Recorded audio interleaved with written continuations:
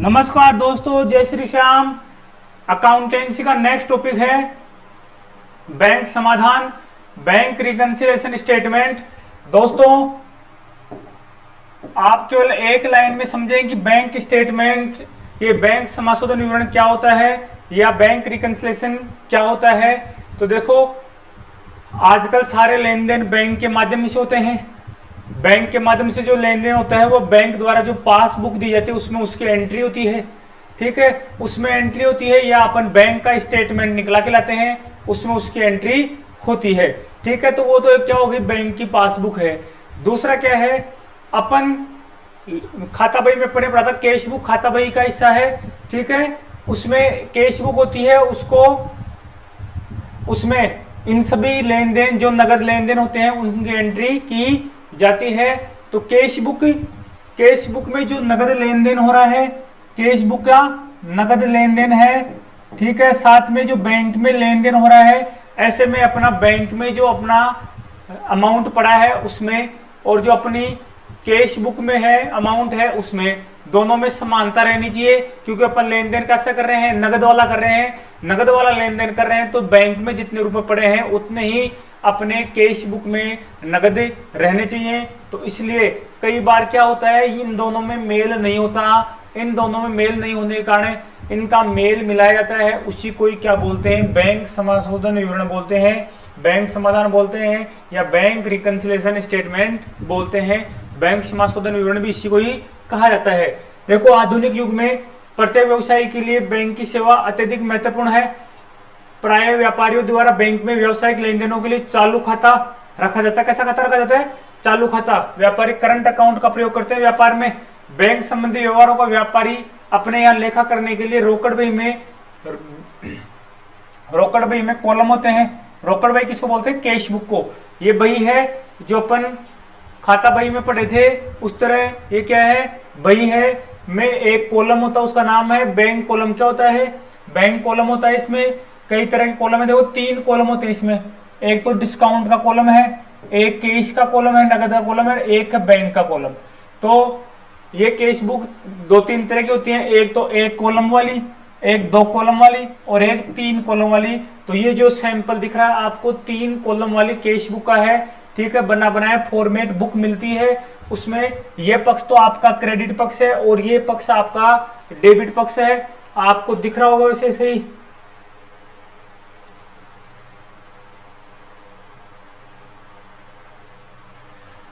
ये तो डेबिट पक्ष है, यहाँ तो रिसिप्ट। डेबिट पक्ष में क्या आएगा, ऊपर लिखा हुआ रिसिप्ट। जो भी प्राप्ति होंगी सारी किधर, लेफ्ट साइड में रखेंगे।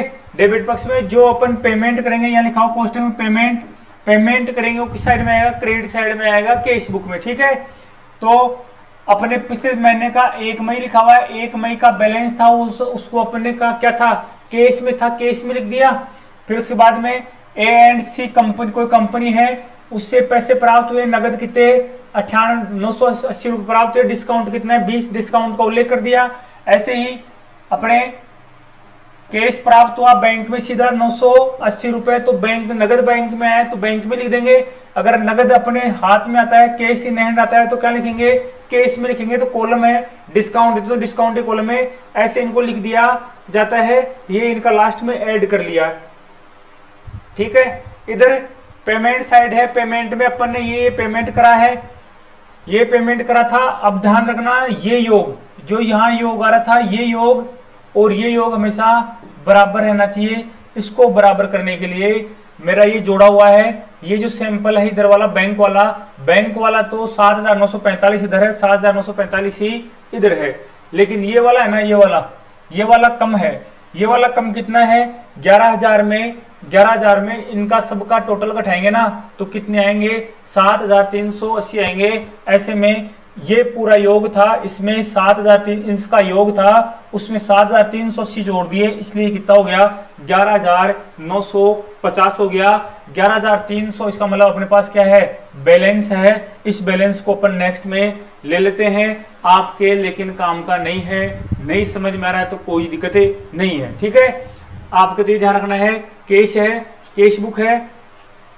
कैश बुक में 3 कॉलम होते हैं, एक डिस्काउंट, कैश और बैंक। ठीक है, 3 कॉलम होते हैं। साथ में डेट, डिस्क्रिप्शन जो पर्टिकुलर होता है वो वाउचर नंबर, बिल के नंबर, ठीक है। और ये एंट्री के लिए आता है, जैसे कॉन्ट्रा एंट्री होता है, कॉन्ट्रा एंट्री होता है उसके लिए सी लिखते हैं, क्या लिखते हैं, सी लिखते हैं। जहां भी कॉन्ट्रा एंट्री होता है उसके लिए क्या लिखते हैं, सी लिखते हैं। विपरीत प्रविष्टि, विपरीत प्रविष्टि के लिए सी लिखते हैं। तो ये तो हो गया आपकी कैश बुक। एक कैश बुक का रूप और आता है, उसको पेटी कैश बुक बोलते हैं। पेटी कैश बुक क्या होते हैं, छोटे पेटी कैश बुक होती है, छोटे मोटे लेन देन होते हैं रोजाना के कार्यालय में। तो ऐसे में जो एक रोकड़िया होता है, प्रधान रोकड़िया, मेन पैसे जिसके पास रहते हैं, वह क्या करता है, अपने पास में काम करने वाले किसी और कार्मिक को 1000 रुपए 2000 रुपए एडवांस में दे देता है। वह चाय पानी छोटे मोटे किसी किराया दिया, भाड़ा दिया, वह उससे भुगतान करता रहता है। उसको पेटी कैश बुक बोलते हैं। उसमें कई कॉलम होते हैं, जैसे उसमें ये कॉलम ऐसे ऐसे बन जाएगी, उसमें खर्चे होंगे, यहाँ पे स्टेशनरी का आ जाएगा, ठीक है, यहाँ टेलीफोन का आ गया, यहाँ बिजली का आ गया, ठीक है, ऐसे कॉलम होते हैं। तो कितने खर्चे हो गए, टोटल खर्चा होने के बाद जैसे ही उसके 2000 दे देते, 2000 पूरे हो जाते हैं, वह अपना हिसाब अपने प्रधान रोकड़ियों को दे देता है। उसको बोलते हैं लघु कैश बुक या पेटी कैश बुक। हल्का सा आपको याद रखना है, लघु कैश बुक, लघु कैश बुक, इंग्लिश में बोलते हैं पेटी कैश बुक, पेटी कैश बुक, ठीक है। तो अब आपको यहां से पता चल गया होगा, ये रिसिप्ट साइड है। रिसिप्ट साइड का मतलब ये है कि अपने पास अगर ये साइड ज्यादा है, मतलब ये अपनी आय की साइड है, अगर आय की साइड अपने पास ज्यादा है तो अपन किस में है, अपन अच्छी स्थिति में है। और पेमेंट की साइड अगर ज्यादा हो गई तो अपन कैसी स्थिति में है, नेगेटिव स्थिति में। कैसे में है, नेगेटिव स्थिति में है। ये तो किसके लिए है, कैश बुक के लिए है। ये स्थिति चेंज हो जाएगी जब किसकी बात करेंगे, बैंक पासबुक की स्थिति की बात करेंगे। बैंक पासबुक में अगर क्रेडिट साइड ज्यादा है, इसका मतलब अपन अनुकूल स्थिति में है। किसी स्थिति में, अनुकूल स्थिति में है। डेबिट साइड ज्यादा है, इसका मतलब अपन स्थिति सही नहीं है और ड्राफ्ट शो हो रहा है, ठीक है। तो ध्यान रखना, डेबिट शेष अनुकूल स्थिति है किसमें, कैश बुक में। बैंक भी अपने यहाँ प्रत्येक व्यापारी के लिए अपने खाता बही में अलग अलग खाता खोलता है। बैंक द्वारा अपने यहाँ खोले हुए व्यापारियों खातों की नकल ग्राहक को एक पुस्तक में लिख कर देता है। इस पुस्तक को पासबुक बोलते हैं, ठीक है। पहले तो सारे लेन देन पासबुक में ही होते थे, आजकल पासबुक की महत्ता कम हो गई है। बैंक स्टेटमेंट, पासबुक की जगह बैंक से स्टेटमेंट निकलता है ऑनलाइन, उसी को पासबुक मान लिया जाता है। वह बैंक स्टेटमेंट क्या होता है, पासबुक में लिख देते हैं, ठीक है। तो वो बैंक स्टेटमेंट काम में लेते हैं ज्यादातर। तो बैंक स्टेटमेंट आ जाए पासबुक की जगह, तो बैंक स्टेटमेंट ओब्लिक पासबुक दोनों क्या है, सेम है। अर्थ और परिभाषाएं, सामान्य स्थिति में व्यापारी की रोकड़ बही के बैंक स्तंभ का शेष और बैंक द्वारा दी गई पासबुक का शेष क्या होना चाहिए, बराबर होना चाहिए। किसका शेष है, रोकड़ बही के जो बैंक का कॉलम है उसका शेष, अपने पढ़ा 3 कॉलम में बैंक का कॉलम है उसका शेष, और बैंक द्वारा दी गई पासबुक का शेष क्या होना चाहिए, बराबर होना चाहिए। परंतु कभी कभी इन दोनों शेषों में मिलान नहीं होता है, अंतर पाया जाता है। इस अंतर के कारण लेखों में, इस अंतर का कारण ये नहीं है कि आपने कोई लेखा करने में क्या कर दी है, अशुद्धि कर दी है। इसका मतलब ये है कि कुछ लेन देनों की प्रविष्टि पासबुक में हो गई, बैंक में हो गई, लेकिन आपने रोकड़ बही में नहीं करी। कुछ की रोकड़ बही में हो गई लेकिन किसमें नहीं है, पासबुक में नहीं है, जिससे वेरिएशन आता है, ठीक है। इसलिए व्यापारी के लिए यह जानकारी आवश्यक हो जाती है कि किसी निश्चित तिथि को उसकी रोकड़ बही के बैंक स्तंभ के शेष और बैंक की पासबुक के शेष में अंतर क्या है, ठीक है। और यदि अंतर है तो उसके मिलान हेतु एक विवरण बनाया जाता है। तो ये क्या है, यह एक विवरण है, एक पेज पर बनाया जाता है, कोई खाता नहीं है। एक सूची बना देते हैं, कौन से पैसे की एंट्री नहीं है, किस लेन देन की एंट्री ज्यादा हो गई, कहाँ एंट्री गलत हो रही है, उन सब की एक लिस्ट बनाई जाती है। एक विद्वान है R.G. विलियम्स, आपको परिभाषा याद नहीं करनी है, हल्का सा वैसे पढ़ना है। बैंक द्वारा ग्राहक के लिए प्रकट की गई बाकी और ग्राहक की रोकड़ पुस्तिका में बैंक की बाकी का मिलान करने के लिए, मतलब जो से बैंक बाकी का मतलब शेष, ठीक है, मतलब आपके बैंक पासबुक का शेष और आपकी रोकड़ पुस्तिका के बैंक कॉलम का शेष का जो को मिलाने के लिए जो विवरण पत्र बनाया जाता है उसे क्या कहते हैं, बैंक समाधान विवरण कहते हैं। उसे कोई बैंक समाधान विवरण कहा जाता है। देखो ये अपने गवर्नमेंट ऑफिस का है, इसमें आप यहाँ से समझना, एक डेमो है आपके लिए समझने के लिए हल्का सा, ठीक है। ये देखो यहाँ लिखा हुआ है बैंक का पिछला शेष, मतलब ये क्या है, कैश बुक में पिछले महीने कितना एंट्री थी उसका अमाउंट आ गया, ठीक है। अपन ने पढ़ा था इधर डेबिट साइड में क्या आती है, रिसिप्ट आती है, तो ये सारी रिसिप्ट है। इसके अलावा ये पिछले साल अपने लास्ट क्लोजिंग था, इसके बाद में अपने को क्या क्या प्राप्त हो गए, ये देखो रिसीव्ड फ्रॉम डीपीओ, इन सब का योग है ये इन सब का योग है कितना, 21,39,300 इस महीने में अपने पास आ गए, तो इनको इसमें ऐड कर देंगे, ठीक है। तो ये सारों इन सब का योग कितना था, 21,39,300 था ये सारी राशि, ठीक है।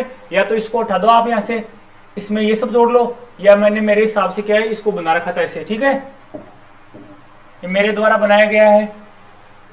तो ये राशि अपने को इस महीने में प्राप्त हुई, कब प्राप्त हुई है, ये अपन बना रहे हैं जनवरी महीने का बना रहे हैं, तो 1 जनवरी से लेके 31 जनवरी तक ये राशि प्राप्त हुई। तो इसको पिछले महीने के कैश बुक में जो बैलेंस बचा था उसमें अपन ने ऐड कर दिया। ऐसे में पिछले महीने में मतलब 31 दिसंबर को जो अपने पास बैलेंस था उसमें अब की इस महीने में जो राशि प्राप्त हुई अपने को, जो आय प्राप्त हुई, उन सबको जोड़ दिया, ठीक है। ये तो अपने को सरकारी विभागों से प्राप्त हुई थी, उनका नाम है, ठीक है। इसके अलावा अपन ने बैंक में वापस रिटर्न भेज दिया कुछ अमाउंट, वो कितना है 16,000। ऐसे इन सब को ऐड करते हैं तो कितना हो गया, ये लिखा हुआ यहाँ पे टोटल रिसीव्ड, कुल प्राप्ति कितनी है, कुल प्राप्ति है आपके 56,66,988.72 रुपए कुल प्राप्ति हो गई। कब तक की, 31 जनवरी तक की है। इधर अपनी पेमेंट साइड है, या तो पर्टिकुलर में क्या किस मद में खर्च कर रहे हैं, ये पूरा अमाउंट हो गया, ठीक है। तो ये पूरा खर्चा है, पूरा खर्चा कितना हुआ इस महीने में, टोटल एक्सपेंडिचर हो गया आपके 10,78,492 रुपए हो गए, ठीक है। और साथ में चेक बुक का चार्ज कितना लग गया, 295 रुपए चेक बुक का चार्ज लगे, ये भी खर्चा है, ठीक है। तो ये चेक बुक का चार्ज लग गया, ये टोटल एक्सपेंडिचर एक्स्ट्रा है, ये आ गया। इनका दोनों का ऐड कर देते हैं, इसका और इसका ऐड करेंगे तो ये राशि आ गई। अब साथ में क्या करेंगे, क्लोजिंग बैलेंस का मतलब है आपके पिछले महीने में आपका क्लोजिंग बैलेंस, इस महीने में आपने जो कैश बुक बनाई है उसका क्लोजिंग बैलेंस क्या आ रहा है। तो पिछले महीने वाला तो यहाँ लिया था, जो पिछले महीने वाला था वो तो कहाँ लिया था, ऊपर लिया था। और इस महीने में आपने सारे लेन देन करने के बाद आपका क्लोजिंग बैलेंस क्या आ रहा है, तो क्लोजिंग बैलेंस अपना कितना रहा था, 45,000, ठीक है। ये राशि ऐड होने के बाद, इनके सबके ऐड होने के बाद 45,28,201 रुपए अपना क्या रहा था, क्लोजिंग बैलेंस आ रहा था। इस क्लोजिंग बैलेंस में ये खर्चा और ऐड कर देंगे, ठीक है। ये अपने पास राशि पड़ी थी, ये राशि तो अपने पास पड़ी है और ये अपन ने खर्च कर दी, ठीक है। ये अपने पास पड़ी है, ये खर्च कर दी, इन दोनों का योग ये हो गया। और ये अपने पास पूरी आय थी, तो इनका ये योग और ये योग मिल गया। क्या आ रहा है, अंतर कितना आ रहा है, 0 आ रहा है। क्या अंतर आ रहा है, 0 आ रहा है। तो ऐसे कैश बुक मिल जाती है। तो ये तो एक तरह से क्या थी, कैश बुक का सैंपल था, ठीक है, रिसीप्ट और पेमेंट था। इसके आधार पर अपन क्या बनाते हैं, बैंक समाशोधन विवरण बनाते हैं। ये आपके बैंक रिकंसिलिएशन स्टेटमेंट जो मेरे द्वारा ही बनाया गया है, ठीक है। आपके ऊपर वाला अगर समझ में नहीं आए तो कोई आपके काम का नहीं है, आपके समझ में कौन सा आना चाहिए, ये वाला आपके समझ में आना चाहिए, ऊपर वाला आपके काम का नहीं था, मैंने वैसे ही बता दिया आपको एक सैंपल के रूप में, ठीक है। इसमें क्या लिखा हुआ, balance as per cash book के अनुसार अपना 31 जनवरी को बैलेंस क्या है। तो देखो अपन ने यहाँ पे लिखा था क्लोजिंग बैलेंस, इसमें क्लोजिंग बैलेंस क्या था अपना, ये क्लोजिंग बैलेंस 31 जनवरी को कितना था अपना कैश बुक में, कैश बुक का बैलेंस था 45 लाख, कितना था 45 लाख। तो उसको यहाँ लिख दिया अपन ने, क्लोजिंग बैलेंस अपना कैश बुक के अनुसार क्लोजिंग बैलेंस कितना है, 45,28,201 रुपए 72 पैसे है, ठीक है। और बैंक का केस देखा तो बैंक का केस कितना था, ये पीएनबी बैंक नीम का थाना है, इसका केस कितना था, इसका केस था 51,05,632.72 है, ठीक है। तो ऐसे में कैश बुक का बैलेंस और ये नहीं मिल रहा, ये दोनों नहीं मिल रहे। कैश बुक का बैलेंस और बैंक का बैलेंस क्या होना चाहिए था, मिलना चाहिए था। अपन ने इनका अंतर करा तो राशि कितनी आई, इन दोनों का अंतर करा तो राशि आई 5,17,000 431 रुपए अपने पास अंतर आ रहा है। ये राशि का वेरिएशन आ रहा है। ये राशि का वेरिएशन कैसे आता है? मैंने मेरे ऑफिस से चेक काट दिया और उसको बैंक में नहीं भेजा। चेक जैसे ही कटेगा, मैंने बताया था कैश बुक में से तुरंत एंट्री हो जाएगी, तो चेक कैश बुक में तो इसका मतलब पैसे कम हो गए। जैसे ही चेक काटा तो इस कैश बुक में से राशि क्या हो गई? मैंने मान लो 5,17,431 रुपए का चेक काट दिया। चेक काटते ही कैश बुक में तो कम हो गया, लेकिन मैंने बैंक में जमा नहीं कराया। बैंक में जमा नहीं कराया तो वो राशि कटी नहीं, इसलिए बैंक में तो पूरी राशि दिखाएगा। तो बैंक में तो जो राशि अपडेट होगी, जो राशि कट जाएगी, जो राशि का भुगतान हो जाएगा वो तो कम हो जाएगा। लेकिन ये भुगतान बैंक में 3 महीने तक चेक को जमा करा सकते हैं। तो 3 महीने तक मान लो बैंक में जमा नहीं कराएगा, तब तक क्या है, बैंक का स्टेटमेंट तो ज्यादा दिखाएगा राशि, और अपने कैश बुक क्या दिखाएगा? कम दिखाएगा। क्योंकि अपन तो जैसे ही चेक काटेंगे उसी दिन अपन क्या कर देते हैं? एंट्री कर देते हैं। ठीक है। ऐसे ही अपने पास कोई चेक आ गया, किसी फर्म ने अपने को चेक दिया, किसी फर्म ने अपने को चेक दिया और उस चेक को अपन बैंक में जमा नहीं कराते हैं। अपने को किसी फर्म ने क्या दिया? मान लो ये टी फर्म है, टी ने अपने को क्या दिया? चेक दिया। क्या दिया? चेक दिया। कितने रुपए का? 20,000 का चेक दिया। तो जैसे ही चेक देंगे अपन इसको कैश बुक में लिख लेंगे। जैसे कैश बुक में लिखेंगे तो कैश बुक का बैलेंस बढ़ जाएगा, लेकिन अपन ने इसको बैंक में अगर जमा नहीं कराया तो अब बैंक में वो 20,000 रुपए नहीं बढ़ेंगे। ऐसे में 20,000 रुपए का अंतर आएगा। तो यहाँ पर जो अंतर आ रहा है 5,17,431 का, उसका कारण है इतनी राशि के चेक बैंक में भुगतान उनका नहीं हुआ, बैंक में वो राशि कटी नहीं, वो बैंक के सामने प्रेजेंट नहीं हुई। ठीक है। तो देखो ऐसे में जब ये अंतर आया तो मैंने देखा ऐसे कौन कौन से चेक हैं जो अपन ने जारी कर दिए, लिस्ट से मिलाया बैंक की लिस्ट से, ये 33 रुपए की राशि जारी करी थी, कौन सा पास हो गया, जो पास हो गया उनको तो टिका लगा दिया, जो पास नहीं हुए उनका पता चल गया। ये चेक के थे, ये देखो इधर लिखा हुआ है चेक नंबर। ठीक है। इस तारीख को जारी किए गए थे, देखो जारी कर, देखो दिसंबर माह के चेक जारी है, लेकिन भुगतान नहीं हुआ। ठीक है। तो 3 महीने तक भुगतान नहीं हो तो भी अपने को एंट्री में लेना ही पड़ेगा। तो ये राशि के चेक थे, इस राशि के चेक थे, इनका ऐड करा तो टोटल कितना आया? 5,17,431 आ गया। तो मैं संतुष्ट हो गया कि क्या है, ये चेक ही पास नहीं हुए, नहीं तो बाकी बैलेंस तो मिल रहा है। ऐसे में बैंक रिकंसिलिएशन बना दिया। क्या लिखा? ऐड चेक इश्यू, चेक हमने जो जारी करे थे उसको ऐड कर लिया है वापिस, but not present in bank, हमने जो चेक जारी करे थे उनको गठा दिया है, कैश बुक में ऐड कर लिया था। ठीक है। उनको कैश बुक में ऐड करना मतलब कम कर दिया था। ठीक है। राशि कम कर दी थी, लेकिन वो चेक क्या है, अभी तक उनका भुगतान नहीं हुआ है। तो ऐसे में वह राशि यहाँ लिख दी, इन दोनों का ऐड करा तो वही आ गया, इन दोनों का ऐड करने से वही आ गया। तो इसका और इसका अंतर कितना आ गया? 0 आ गया। तो अपन समझ गए कि अपना बैंक रिकंसिलिएशन स्टेटमेंट पूरी तरह से क्या है? ओके है। बैंक की राशि और अपने कैश बुक की राशि मिल गई। ठीक है। तो मेरे हिसाब से प्रैक्टिकली आपके समझ में आ गया होगा। चलो इसमें क्या करते, ये तो ये हो गया। ये तो कौन से चेक थे जो अपन ने जारी कर दिए थे। मान लो यहाँ पे राशि 20,000 रुपए और ज्यादा है, 20,000 रुपए और ज्यादा है। तो मैंने बताया था इस फर्म का अपने पास चेक आया था, उसको अपन ने कैश बुक में तो ले लिया। किस में ले लिया? कैश बुक में ले लिया। ऐसे में 20,000 ये भी ज्यादा रहेगी, ये भी 20,000 ज्यादा रहेगी। अपन ने उसको कैश बुक में तो ले लिया, यहां ज्यादा नहीं रहेगा, यहां तो बैंक में जमा ही नहीं हुआ ना, वो बैंक में जमा नहीं हुआ। अपने पास किसी फर्म ने, मान लो टी नाम की फर्म है, टी नाम की फर्म है, इसने अपने को क्या जमा कराया? चेक जमा कराया। क्या जमा कराया? चेक जमा कराया 20,000 रुपए का। अपन ने बैंक में जमा नहीं करा, लेकिन कैश बुक में उसकी एंट्री कर दी। तो ऐसे में कैश बुक में जो 45,88,000 है उसमें 20,000 रुपए और ऐड हो गए, लेकिन बैंक में अपन ने जमा नहीं कराया। तो बैंक की राशि में थोड़ी बढ़ेंगे वो, बैंक की राशि में कब बढ़ेंगे? जब अपन बैंक में जमा करा देंगे। तो अपना बैंक में बैलेंस ये आ रहा है, यहाँ ये आ रहा है। ऐसे में अपन क्या करेंगे? देखो ये लिखा हुआ यहाँ पे, less cheque deposit but yet not collected. ऐसे चेक जो जमा तो करा दिए या प्राप्त कर लिए, जिनको अपन ने कैश बुक ले लिया, लेकिन वो अभी तक अपने को प्राप्त नहीं हुए हैं। यहाँ लेस लिखा हुआ है, मतलब ये कम करना है। कैश बुक में कितना कम करना है? 20,000 रुपए कम करने हैं। तो यहाँ 20,000 रुपए क्या हो जाएंगे? माइनस हो जाएंगे।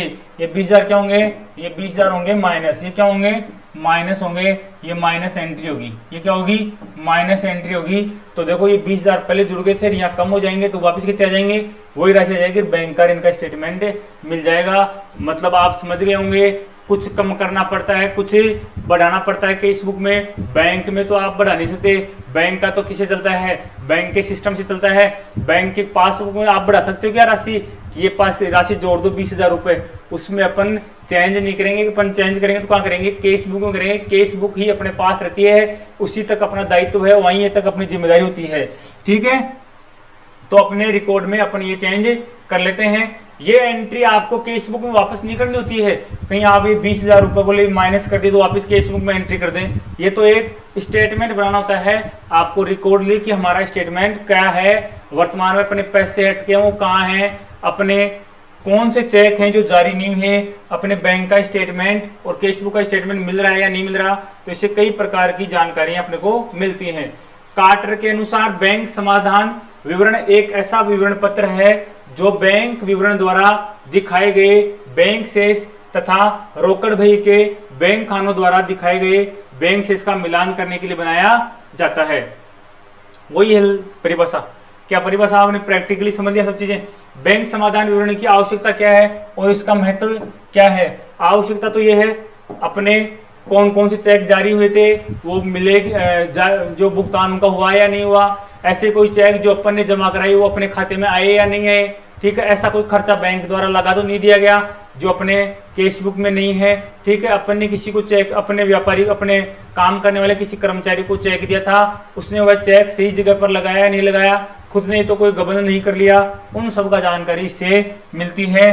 बैंक समाधान विवरण को नियमित रूप से बनाते रहना चाहिए, जिससे समय समय पर बैंक द्वारा ग्राहक के संबंध में लेन देनों का लेखा किया गया है उसकी शुद्धता की जानकारी मिल जाए कि शुद्ध रूप से है या नहीं है। इस प्रकार के विवरण बनाने से प्रबंधकों को बैंक के साथ हुए व्यवहारों की अशुद्धि और कपट का पता चलता है। बैंक के कोई अशुद्धि या कपट होती है उसके बारे में पता चलता है। कई बार बैंक के द्वारा भी गलती से कोई राशि काट ली जाती है तो उसको भी अपन समय रहते दुरुस्त करवा सकते हैं। कई बार यह संभव है कि बैंक ने अपनी पासबुक में कुछ ऐसे व्यवहारों को भूल से लिख दिया जो किसी अन्य व्यापारी और व्यक्ति के संबंधित है। कई बार बैंक की गलती होती है, कई बार बैंक अपनी राशि काट लेता है किसी अन्य व्यापारी और व्यक्ति के कारण से। ठीक है, भूलों से ऐसा हो जाता है, तो इस कारण अगर समय रहते आपने ध्यान दिया तो वो राशि आपकी वापस आ सकती है। इसी प्रकार व्यापारी के रोकड़िए ने कुछ चेकों को बैंक में संग्रहण हेतु भेजा दिखाया। जो व्यापारी का काम करता है, रोकड़िया कैशियर काम करता है, उसने क्या है कुछ चेकों को बैंक में कलेक्शन के लिए भेजा हुआ बताया। ठीक है, जबकि वास्तव में रोकड़िए ने उन चेकों का भुगतान ही प्राप्त कर लिया हो। ऐसा गबन प्राय वाहक चेकों के द्वारा हो जाता है। वाहक को भुगतान वाले चेक होते हैं, उनके माध्यम से ऐसा हो जाता है। इसके अतिरिक्त अनेक कारण होते हैं जो कि रोकड़ बही के बैंक खाने के द्वारा प्रकट शेष का पासबुक के शेष से मिलान नहीं होने देते और अन्य ऐसे कई कारण जिससे मिलान नहीं होता है। अतः बैंक समाधान विवरण नियमित रूप से तैयार किया जाता रहे जिससे अशुद्धियों का पता चले तथा उनका निराकरण भी हो जाए। बैंक समाधान विवरण बनाने के महत्व और आवश्यकता को निम्नानुसार समझा जा सकता है। ठीक है, ये बताने को तो मैं आपको शॉर्ट एंड स्वीट रूप से बता के फ्री कर देता। इतनी रामायण यहाँ पे लिखने की, टाइप करने की मेरे को जरूरत नहीं पड़ती, लेकिन मैं नहीं चाहता कि आप, ये एक ही सब्जेक्ट है जिसमें मैं आपको पूरी डिटेल से बता रहा हूँ, बाकी औरों में मेरे ऐसे कोई दिक्कत नहीं, आप आसानी से कर लोगे। आप इसके अलावा बुक है उसको और पढ़ लेना। ठीक है, समाधान विवरण पत्र रोकड़ बही में या पासबुक में हुई किसी भी भूल को सामने लाता है, किसी प्रकार की भूल होती है उसको सामने लाता है। समाधान विवरण पत्र चेकों के संग्रहण में होने वाले अनावश्यक विलंब का पता लगाता है कि कौन सा चेक अपने पास आया नहीं है, जारी नहीं हुआ है, भुगतान उसका प्राप्त नहीं हुआ है। व्यवसाय के कर्मचारियों और बैंक कर्मचारियों के गबन के बारे में भी पता चल जाता है जिसको समय रहते रोका जा सकता है। बैंक प्रबंधकों को बैंक के सही शेष की जानकारी प्राप्त हो जाती है।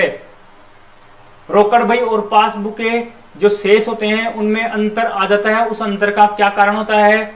एक तो समय का मतलब ये है, चलो इसी में देख लो। व्यवसाय द्वारा रोकड़ बही में बैंक द्वारा पासबुक में लेन देन में दर्ज करने के समय का अंतर होता है। इसके कारण दोनों के शेषों में मिलान नहीं हो पाता। उदाहरण के रूप में है, व्यापारी ने संग्रहण के लिए बैंक में चेक जमा करवाए और रोकड़ बही में बैंक के राशि नाम लिख दी। नाम लिखने का मतलब है रोकड़ बही में नाम लिखना बताया था मैंने। डेबिट पक्ष में मतलब आए, कुछ चेक आए थे उनको डेबिट कर लिया। डेबिट का मतलब है रोकड़ बही में अगर डेबिट कर रहे हैं तो क्या है अपने लिए आय है, रिसिप्ट है, ठीक है। लेकिन बैंक द्वारा व्यापारी का खाता, बैंक क्या करता है अपने खाते को जमा करता है, क्रेडिट करता है, वो अपने लिए क्या है प्लस की स्थिति है। ये भी कौन सी स्थिति है, प्लस की स्थिति है, ठीक है। बैंक की पासबुक में अगर जमा हो रहा है, क्रेडिट हो रहा है तो भी अपने लिए प्लस की स्थिति है, और डेबिट किसमें, रोकड़ बही में, तो भी अपने लिए किसकी प्लस की स्थिति है, अनुकूल स्थिति है। जब बैंक संग्रहित होकर आएंगे, लेकिन बैंक द्वारा व्यापारी का खाता तब जमा किया जाएगा जब चेक संग्रहित होकर आएंगे। इस प्रकार कई बार क्या है चेक अलग अलग बैंकों के थे तो उस बैंक के पास जाता है, उनका विवरण भेजा जाता है, वहां से क्लियर होने के बाद ही उसको आपके खाते में क्रेडिट किया जाता है। इस प्रकार जब व्यापारी किसी भुगतान के लिए चेक जारी करता है, ये तो हो गया आपका, आपके चेक थे, प्राप्त चेक थे उनका भुगतान, ठीक है। ऐसे ही व्यापारी भी कई बार क्या है चेक जारी करता है, तभी वह बैंक की राशि, जैसे चेक जारी करेगा तो बैंक में राशि जमा कर देगा मतलब क्रेडिट कर देगा किसमें, खाता बही में। पेमेंट साइड होती है खाता बही में, खाता बही में पेमेंट साइड क्या होती है, जमा होती है, तो जमा कर देगा मतलब अपने पेमेंट साइड में पेमेंट कर दिया किसका, क्रेडिट साइड में, ठीक है, कम कर दी राशि अपनी बैंक की, ठीक है। किंतु बैंक ग्राहक के खाते में तब तक नाम नहीं लिखेगा, तब तक माइनस है, ये भी माइनस स्थिति है, ये भी कौन सी स्थिति है, माइनस की स्थिति है, नहीं लिखेगा जब तक वह चेक भुगतान के लिए बैंक में प्रस्तुति नहीं किया जाएगा। जब प्रस्तुत करेंगे तब ही माइनस करेगा, ठीक है। चेक जारी करने से ही बैंक को थोड़ी सा अपन आएगा, आपने चेक जारी कर दिया, बैंक के पास जाएगा चेक, ठीक है, बैंक उस पर भुगतान करेगा, उसका गुण आएगा, तब जाकर आपका खाता कम होगा, राशि कम होगी, ठीक है। तो ऐसे में क्या है, जैसे मान लो आपने सोमवार को चेक जारी करा, सोमवार को चेक जारी करा, और चेक जारी करने के बाद में आपने उस चेक जारी करा था उसको जारी कर दिया, लेकिन बैंक को नहीं पेश करा, ठीक है, या आपने किसी फर्म को दिया, वह फर्म उसको पता है कि 3 माह तक वैलिड है, ठीक है। तो ऐसे में उसने सोमवार को जारी करा और उसने एक सोमवार छोड़कर नेक्स्ट सोमवार को, नेक्स्ट को मान लो चाहिए, नेक्स्ट सोमवार को उसने जमा करवाया, और आपने मंगलवार को ही आपका बैंक स्टेटमेंट निकाला, लेकिन आपने देखा कि जो राशि का अपने, जैसे मान लो 20,000 की राशि का चेक था वह जारी किया था, वह उसका भुगतान नहीं हुआ है, क्यों, समय का फेर है। समय का फेर कैसे है, उसने जमा नहीं कराया, ठीक है, तो ऐसे में बैंक उसको भुगतान कैसे करेगा, तो ये तो समय का चक्र हो जाता है। व्यवहार, बैंक द्वारा स्थायी आदेश के तहत अनेक प्रकार के व्यवहार व्यवसाय की जानकारी में लाए बिना दर्ज किया जाता है। कई बार व्यवसाय क्या होता है, बैंक को आदेश दे देता है, बैंक को लिख दे देता है कि मेरे, जैसे मान लो बैंक की व्यवसाय कई प्रकार के बीमा होते हैं, कई प्रकार के टैक्स होते हैं, ठीक है, कई प्रकार की स्कीमें होती हैं, उसकी कई प्रकार के लोन चलते रहते हैं, तो वह बैंक को वो देता है कि इतनी राशि आप पर महीने इसके लिए किस्त के रूप में काट लिया करो, मेरा कोई इंश्योरेंस है तो आप डायरेक्ट काट लिया करो। तो ऐसे में व्यवसायी को पता नहीं होता कि कब कट गई, ठीक है, उसका पता चलता है स्टेटमेंट देखने से पता चलता है। तो ऐसे में जब अपन केस बुक तैयार करते हैं तो केस बुक तैयार कर ली, उसके बाद में बैंक से मिलाते हैं तो अपना मिलता नहीं है। क्यों नहीं मिलता है, क्योंकि बैंक वाले ने जो कटौती करी है वह कटौती उसने अपने मन से करी, स्वेच्छा से करी, अपना पहले से कहा हुआ था उसके आधार पर करी है, ठीक है। साथ में बैंक के कई प्रकार के शुल्क होते हैं, वो बैंक ऑटोमेटिक करता है, उनका अपने को पता नहीं होता है। अपने को पता कब चलता है, जब अपने पास स्टेटमेंट आता है, बैंक पासबुक आती है, ठीक है। लेकिन अपन केस बुक तो नियमित रूप से तैयार करते हैं, जैसे ही महीने की लास्ट तारीख आएगी अपन चेक करेंगे, या जिस तिथि को आप चेक करेंगे स्टेटमेंट बनाएंगे उस तिथि को जब चेक करोगे तो जो राशि नहीं मिलती है, क्योंकि बैंक ने तो काट लिया, बैंक ने तो राशि काट ली, लेकिन अपने पास उसका रिकॉर्ड नहीं था। अपने पास रिकॉर्ड कब आता है, जब अपन एंट्री करा के लाते हैं पासबुक या बैंक स्टेटमेंट निकला कर लाते हैं। तो उदाहरण के लिए बैंक ने शुल्क वसूल कर लिया है, ब्याज जमा करना, आपके खाते में ब्याज जमा करता है बैंक, आपके पैसे पड़े होते हैं उसका ब्याज आता है, तो ब्याज जमा हो गया, आपको तो पता है कि ब्याज जमा हो गया, आप तो स्टेटमेंट निकलाओगे तो पता चलेगा किस तारीख को ब्याज आया है, ठीक है। आजकल तो फ्री मैसेज आने लगे, पहले ऐसे मैसेज सिस्टम थोड़ी होते थे, उसी टाइप से है ये।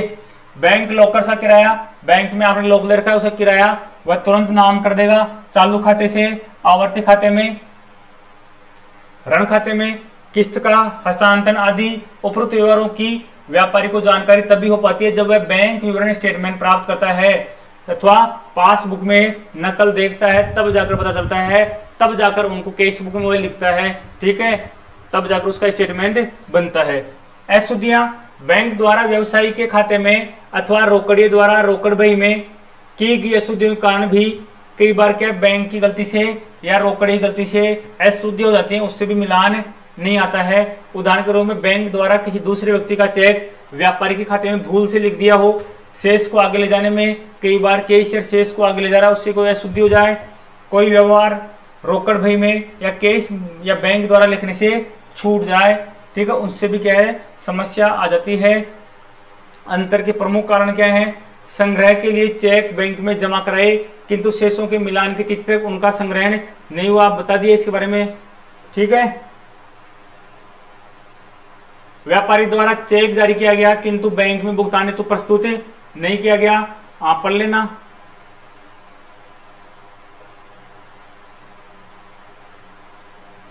बैंक द्वारा जमा किया गया बाद ब्याज बैंक का आपके खाते में तुरंत ब्याज जमा कर देता है, ठीक है, उसका आपको पता नहीं रहता, आपको कब पता चलेगा? जब आप स्टेटमेंट निकला कर लाओगे।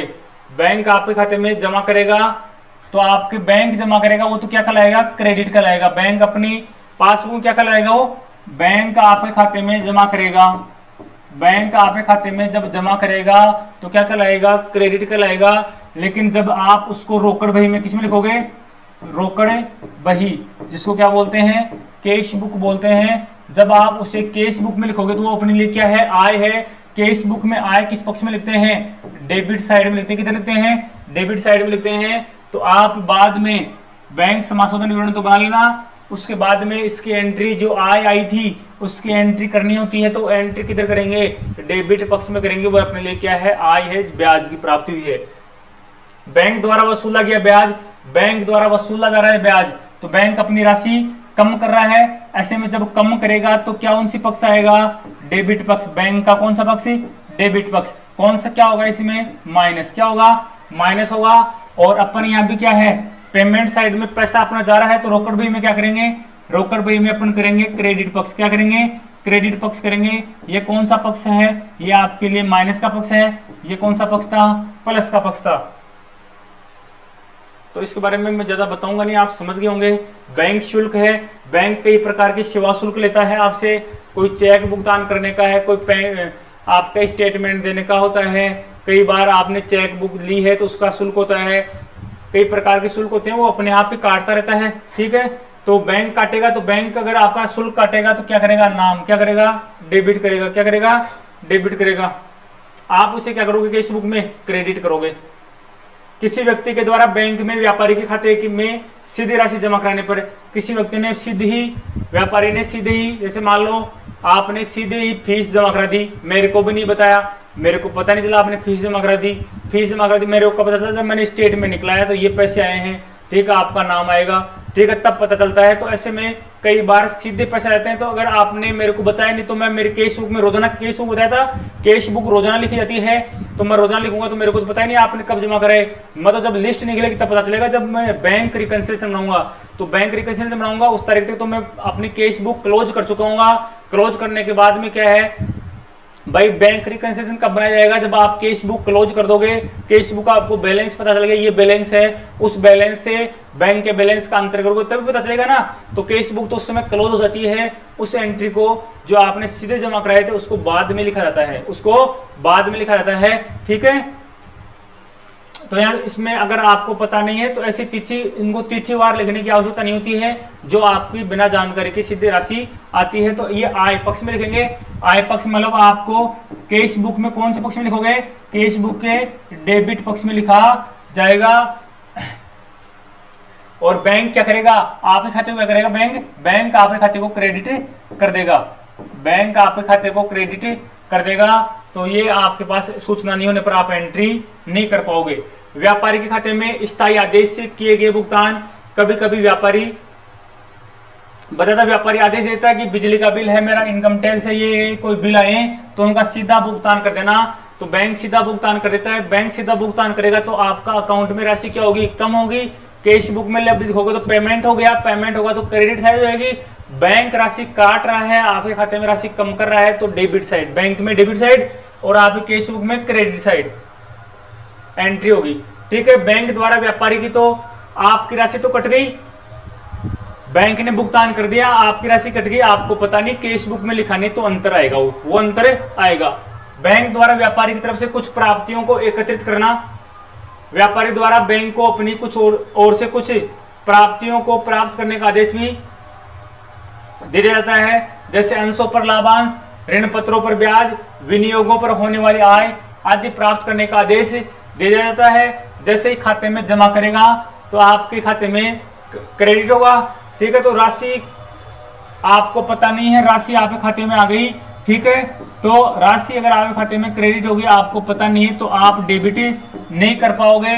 डेबिट नहीं कर पाओगे तो क्या आएगा, अंतर। क्या आएगा, अंतर आएगा, क्योंकि आपके खाते में तो राशि क्या हो गई, बैंक खाते में क्रेडिट हो गई, लेकिन आपने कैश बुक में उसको लिखा नहीं, तो ऐसे में क्या आएगा, अंतर आएगा। ठीक है, तो इस अंतर को मिटाने के लिए जो व्यवस्था की जाएगी उसको क्या बोलते हैं, बैंक रिकंसिलिएशन बोलते हैं।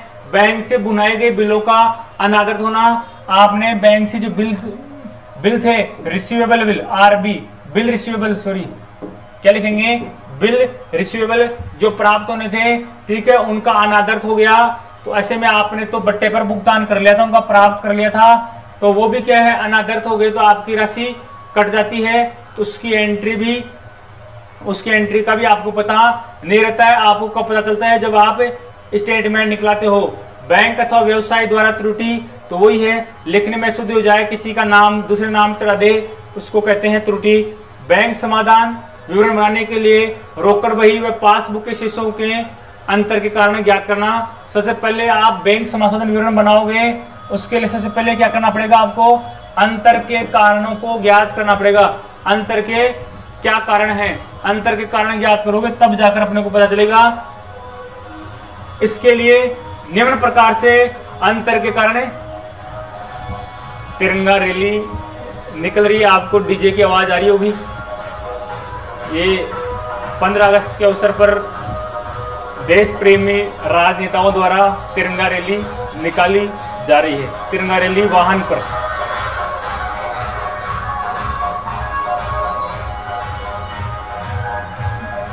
इसके लिए निम्नांकित प्रकार से अंतर के कारण ज्ञात किए जाते हैं। अंतर के कारण ज्ञात कैसे करेंगे, अंतर के कारण ज्ञात करने का तरीका, अंतर कारण ज्ञात करने का, जा भाई जा जा जा।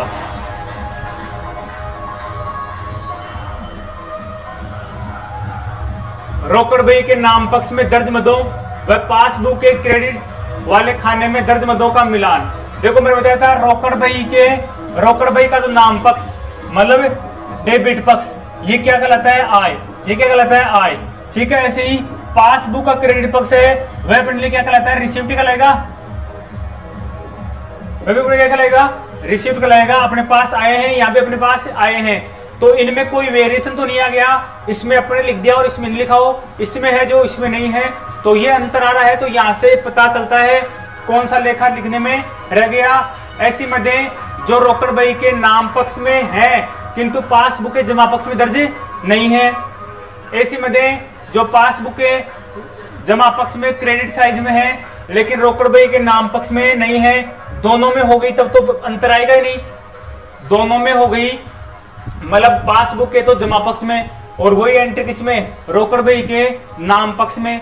ठीक है, अगर दोनों में है तब उनमें अंतर नहीं आएगा। ऐसी मदें जो दोनों पुस्तकों में दर्ज हैं, ऐसी मदें जो क्रेडिट साइड में भी दर्ज है और डेबिट साइड में भी दर्ज है, लेकिन यहाँ तो लिख दिया 15,000 और यहाँ गलती से लिख दिया 1500, तो अंतर आ गया। तो किंतु राशि में अंतर आ गया, इसलिए भी फर्क पड़ जाता है। रोकड़ बही के जमा पक्ष में दर्ज मदों और पासबुक के विड्रॉल पक्ष वाले खाने में मतलब निकलाई की राशि, पासबुक की निकलाई की राशि वाले खाने में अगर अंतर आ रहा है, ठीक है, तो भी वही है।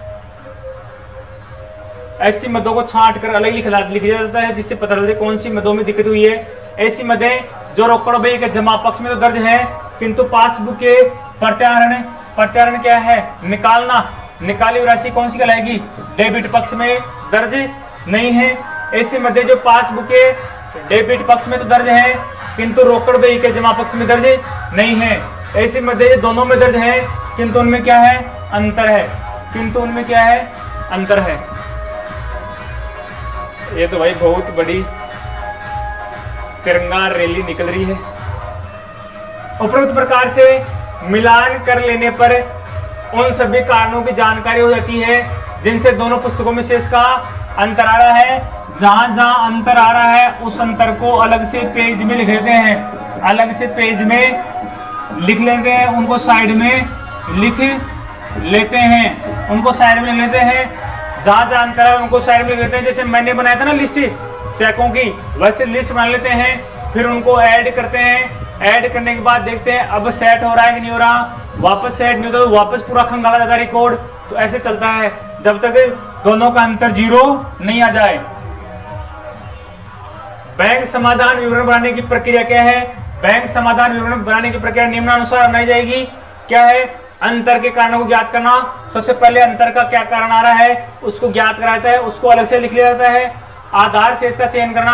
आधार शेष का अपन पूरा पढ़ेंगे आगे है। आधार शेष का मतलब है कि आप बैंक पासबुक के आधार पर काम कर रहे हो या रोकड़ बही के शेष के आधार पर काम कर रहे हो। बैंक पासबुक से काम कर रहे हैं तो बैंक पासबुक का जमा शेष ले रहे हो या डेबिट शेष ले रहे हो। ऐसे ही अगर रोकड़ बही के आधार पर कर रहे हो तो रोकड़ बही का डेबिट शेष ले रहे हो या क्रेडिट शेष ले रहे हो, उनकी एंट्री की जाती है। तो ये क्या हो गया? शेष का आधार के आधार पर, शेष का आधार क्या होगा उसके आधार पर एंट्री होगी।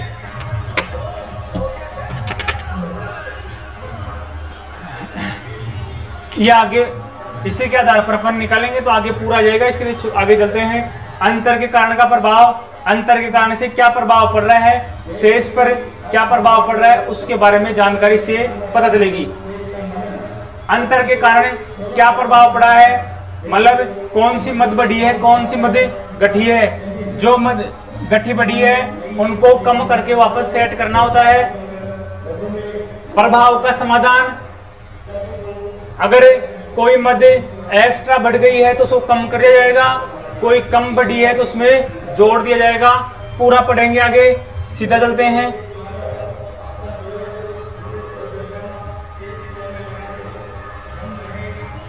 बैंक समाधान विवरण बनाने की विधि क्या है?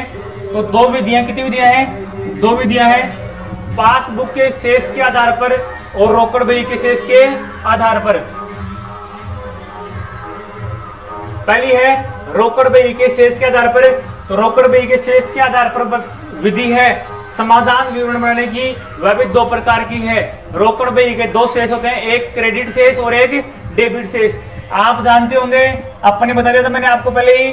डेबिट शेष होता है वो क्या है? आय है आपके। अगर डेबिट शेष ज्यादा है तो आप अनुकूल स्थिति में हो, ठीक है। लेकिन आपका अगर क्रेडिट शेष है तो आप कैसी स्थिति में हो? आप ओवरड्राफ्ट की स्थिति में हो, अधिविकर्ष। आपने पैसे नहीं थे फिर भी आपने खर्च कर दिए तो आप अधिविकर्ष की स्थिति में हो, ओवरड्राफ्ट ओडी की स्थिति में हो। पासबुक के शेष को आधार मानकर, पासबुक के शेष को आधार मानकर, इसमें क्या है? पासबुक का डेबिट शेष को आधार मानकर और पासबुक के क्रेडिट शेष को आधार मानकर। पासबुक का क्रेडिट शेष ज्यादा है तो आप अनुकूल स्थिति में हो, डेबिट शेष ज्यादा तो आप क्या हो? नेगेटिव स्थिति में हो और ड्राफ्ट की स्थिति में हो, ठीक है। मतलब आपको यहां से पता चल रहा होगा कि पासबुक का क्रेडिट शेष और रोकड़ बही का डेबिट शेष दोनों सेम है। वैसे ही रोकड़ बही का क्रेडिट शेष और पासबुक का डेबिट शेष दोनों क्या है? सेम है। उपरोक्त दोनों परिस्थितियों में अंतर की मदों को जोड़ने व घटाने के नियम निम्न चार्ट के अनुसार, नीचे एक चार्ट दे रखा है उसके अनुसार प्रदर्शित किए जाने चाहिए।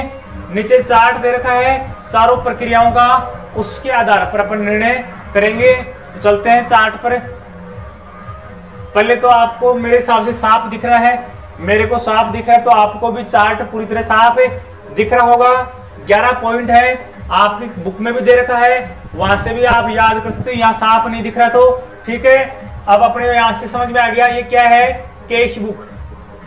ये है आपके कैश बुक है और ये आपके है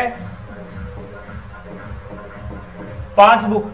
ठीक है, ये आपका डेबिट बैलेंस है और ये आपका कौन सा बैलेंस है, क्रेडिट बैलेंस है। ये वापस डेबिट बैलेंस और ये क्रेडिट बैलेंस। ठीक है, ये हो गया आपका ओवरड्राफ्ट ओडी, इसको बोल दो ओडी। और ये भी क्या है आपका ओडी है। ये दोनों क्या है, नॉर्मल है। ये दोनों क्या है, नॉर्मल है, डेबिट और क्रेडिट लास्ट वाले। ठीक है, तो देखो जब भी अपन बैंक समाधान विवरण बनाएंगे, हल्का सा आपको एक बार नीचे ले जाता हूं मैं।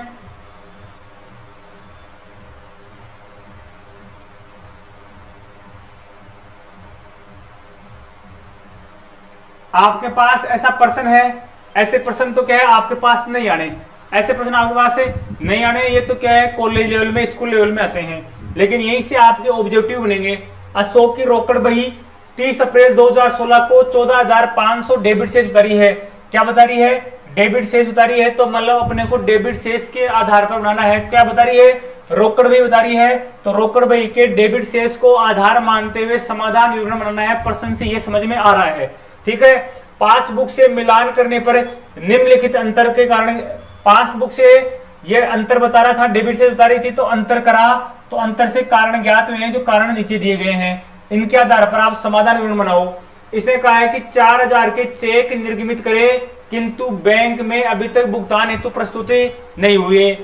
ऐसे ही है 12,000 के चेक संग्रहण हेतु भेजे, किंतु 30 अप्रैल तक संग्रहित नहीं हुए। गिरिराज के खाते में इतने रुपए जमा कराए, गिरिराज व्यापारी ने सीधे ही 4,000 रुपए जमा करा दिए। बैंक ने 100 रुपए का ब्याज जमा किया है। बैंक द्वारा बीमा प्रीमियम का सीधा भुगतान पेमेंट कर दिया गया है। बैंक शुल्क 200 रुपए, जिसकी रोकड़ में प्रविष्टि नहीं हुई है। इनके आधार पर अपने को बनाना होता है। तो देखो यह लिखा हुआ ऐड, जो अरिया लिखा हुआ लेस। आप क्या अपन क्या करेंगे, अपना जो बैलेंस था उसको तो लिया अपन ने यहाँ पे। अब इसमें ऐड क्या क्या होगा, cheque issue but not present for payment 4,000, amount directly deposit by Giriraj, Giriraj ने डायरेक्ट जमा करा दिए। ठीक है, ये दो अमाउंट हो गई। और साथ में अपने को इंटरेस्ट मिल गया 100 रुपए, टोटल कितना हो गया 8100 रुपए। इसको जोड़ दिया, कितने आ गए 22,600 रुपए आ गए। ठीक है, इसमें से लेस क्या करेंगे, इनको कम कर देंगे। Cheque sent but not collect, insurance premium का पेमेंट कर दिया। ठीक है, बैंक चार्जेज, उन सब का अंतर कर लिया। कितने हो गए, ये 15,200 हो गए। इनका अंतर कर दिया, ये अंतर आ गया। ठीक है, ये बैलेंस किसका था, कैश बुक का डेबिट शेष था। कैश बुक का डेबिट शेष था, यहाँ उल्टा हो जाएगा। जो अब शेष आएगा वह पासबुक का क्रेडिट शेष होगा। वो क्या होगा, पासबुक का क्रेडिट शेष होगा। मतलब अपन जब समाधान विवरण बनाएंगे तो जिस बैलेंस से बना रहे हैं उसका अपोजिट क्या है, उसका दूसरा क्या है, दूसरा रूप क्या है, पासबुक। कौन सा है, पासबुक। ये डेबिट होती क्या हो जाएगा, क्रेडिट शेष होगा। ये विधि से आप याद कर लेना। अब मैं आपको वापस वहीं ले चलता हूं लिस्ट पे, जिससे आपके आसानी से समझ में आ सके। थोड़ा सा और है 15 मिनट का, उसके बाद में आपका ये चैप्टर क्या हो जाएगा, खत्म हो जाएगा। तो देखो आपको याद केवल ये वाली लाइन करनी है, ये वाली लाइन करनी है डेबिट पक्ष की। देखो ये डेबिट पक्ष इसका और पासबुक का डेबिट पक्ष दोनों क्या है, सेम है। पासबुक का, कैश बुक का डेबिट पक्ष और इसका डेबिट पक्ष क्या है, सेम है। इसका क्रेडिट पक्ष और इसका क्रेडिट पक्ष क्या है, सेम है। ठीक है, तो एक लाइन याद हो गई। इसका मतलब इसका ये तो उल्टा, कैश बुक की बात करेंगे तो कैश बुक की याद कर लो। कैश बुक का उल्टा क्या होता है, क्रेडिट। इसको उल्टा कर देना। जो इसका डेबिट है वो पासबुक में ले जाना, इसे क्रेडिट के बाद है तो क्या कर देना, वापस उल्टा कर देना। तो ये हो जाएगा आपका लिस्ट। ठीक है, इसमें cheque issue but not yet present for payment, ये क्या करना है आपको, डेबिट बैलेंस है कि किसकी बात हो रही है, कैश बुक में क्या होगा, हमेशा ऐड होगा। Cheque deposit into bank but not collect, अब तक कलेक्ट नहीं हुए हैं, लेस करना पड़ेगा। Interest allowed by bank but not entered in book, interest bank ने जारी कर दिया है लेकिन आपने कैश बुक में एंट्री नहीं करी तो ऐड कर लो। ठीक है, बैंक चार्ज, बैंक ने कोई चार्ज लगा दिया, केस बुक में नहीं लिखा तो लेस करना पड़ेगा। Direct deposit into bank by a customer, customer ने डायरेक्ट पैसे जमा करा दिए तो ऐड करना पड़ेगा। Direct payment from bank but not enter into bank ने डायरेक्ट पेमेंट कर दिया, पेमेंट जहां आय हो रही है, जहां डेबिट में क्या होगा, जहां आय हो रही है वो तो क्या हो जाएगा ऐड, जहां क्या हो रहा है, जहां आय हो रही है वहां तो क्या हो जाएगा ऐड हो जाएगा, और जहां क्या हो रहा है पेमेंट, जहां क्या हो रहा है पेमेंट, जहां पेमेंट या खर्चा हो रहा है वो क्या हो रहा है माइनस हो रहा है। इससे आपको ये पता चल रहा होगा, तो ये आप पढ़ लेना और इसको काम में ले लेना।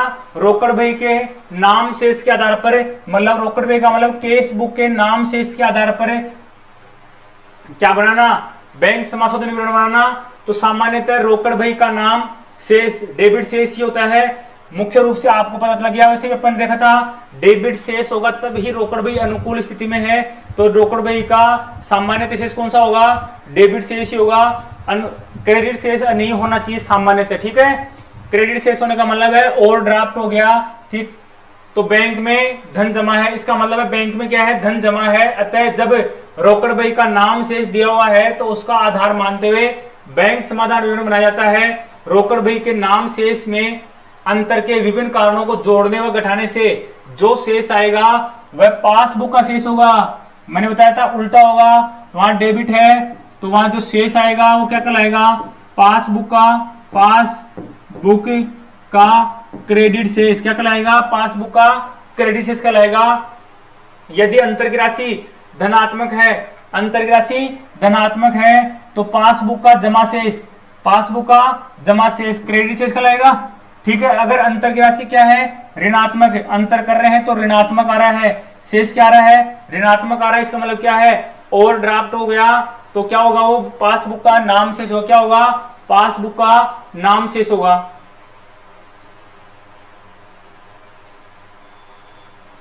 Bank reconciliation statement balance as per cash book या एज ऑन आता है, ठीक है। केस बुक या कौन सा पक्ष है, केस बुक का डेबिट पक्ष है। तो केस बुक के डेबिट पक्ष में क्या क्या ऐड होते हैं ये खाली दे रखा आपको, ठीक है। तो ये आप पढ़ लेना, ये बी आर का मतलब है bill receivable, bill receivable,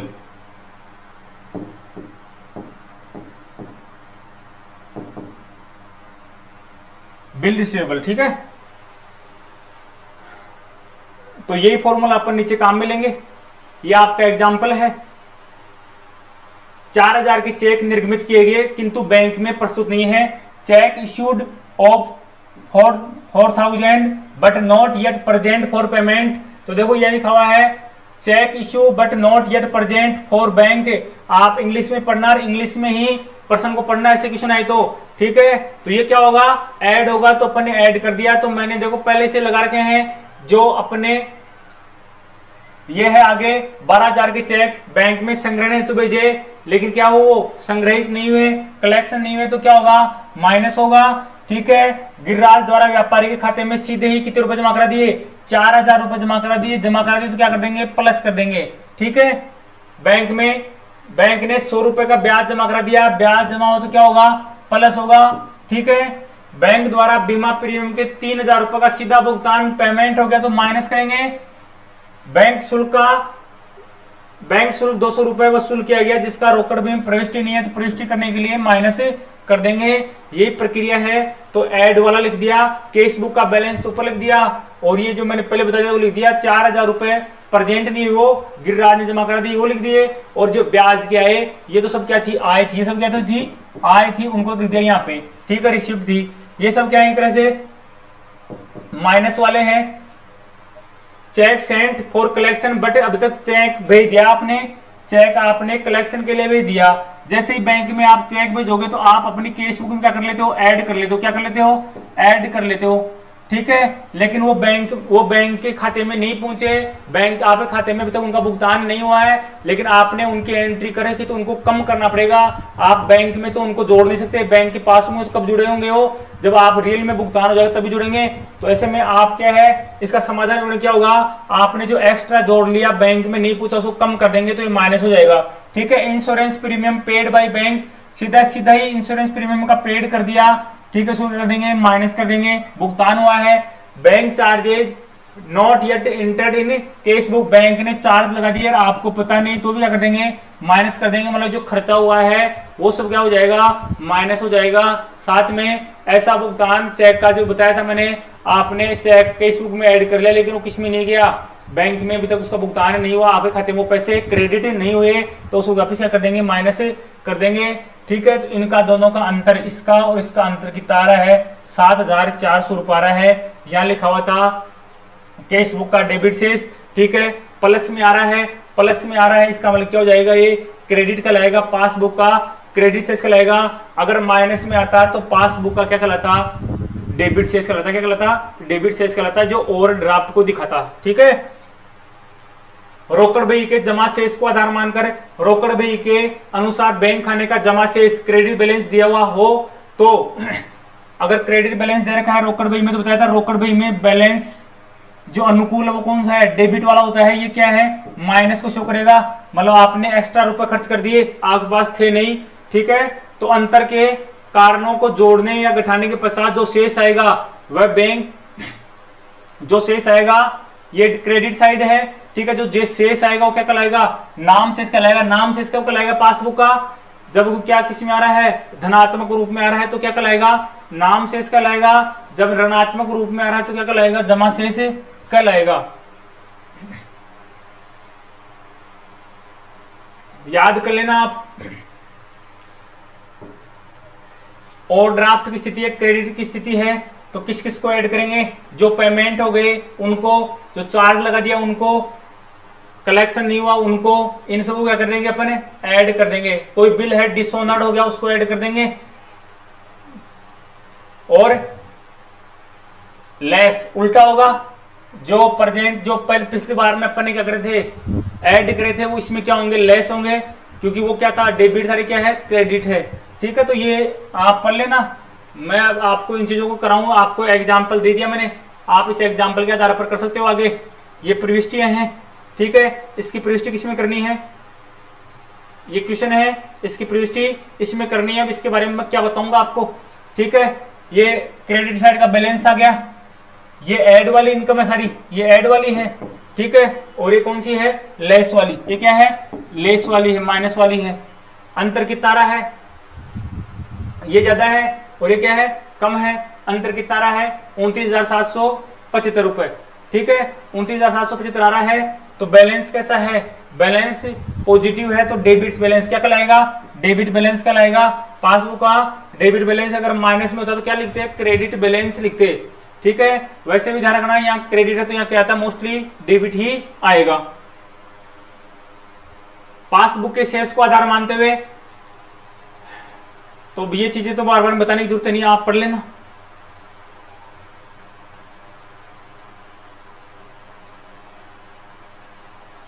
example आगे सीधा, एग्जाम्पल में अब ये देखो, पासबुक का कौन सा शेष है, पासबुक का नाम शेष।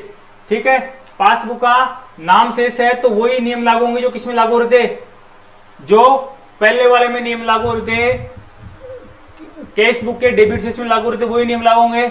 जो ऐड हो रहे थे वो यहाँ पे क्या होंगे, ऐड होंगे, प्लस में आएंगे। जो वहां पे लेस हो रहे थे वो यहाँ पे क्या होंगे, लेस होंगे। ठीक है, वही पेमेंट हो गया, चार्ज कट गया, कलेक्शन नहीं हुए, वो क्या होंगे, माइनस में आएंगे। ठीक है, इनका योग ये हो गया, इनका योग कितना हुआ, 6,000 हुआ, ये आ गया। ठीक है, तो यहाँ वहां पे अपन क्या लिख रहे थे, ये देखो पासबुक का क्रेडिट बैलेंस था, किसका था, पासबुक का क्रेडिट बैलेंस है। ठीक है, यहाँ पे क्या हो जाएगा, ये credit balance as per cash book, as per cash book, यहाँ कहलाएगा कैश बुक का, किसे कहलाएगा, कैश बुक का बैलेंस कहलाएगा। यही सेम एग्जाम्पल और है एक।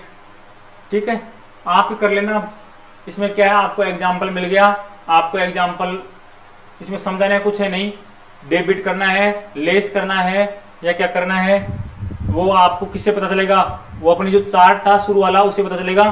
ठीक है, तो अब आसानी से मेरे हिसाब से आप ऐसे क्वेश्चन कर सकते हो। आपकी बुक में मैटर थोड़ा छोटा था, हल्का सा ये पढ़ लोगे आप, ये कंसेप्ट पूरा आपको समझ में आ गया, इसके बाद में आपको कोई दिक्कत नहीं आएगी। अभी तो क्या बताना है इसमें, वही सेम क्वेश्चन आप पढ़ोगे तो आप समझोगे किधर ऐड होगा और किधर लेस होगा। ठीक है, तो इसी के साथ आपका बैंक समाधान विवरण कंप्लीट होता है। इसके बाद में आपके इजी टॉपिक हैं, तो आप खुद भी कर सकते हो उनको, ऐसे कोई दिक्कत नहीं है। चाहे तो आप साथ साथ में उनको भी पढ़ते रहना। बाकी मैं 2-1 दिन में आपको पूरा कंप्लीट करा दूंगा। धन्यवाद।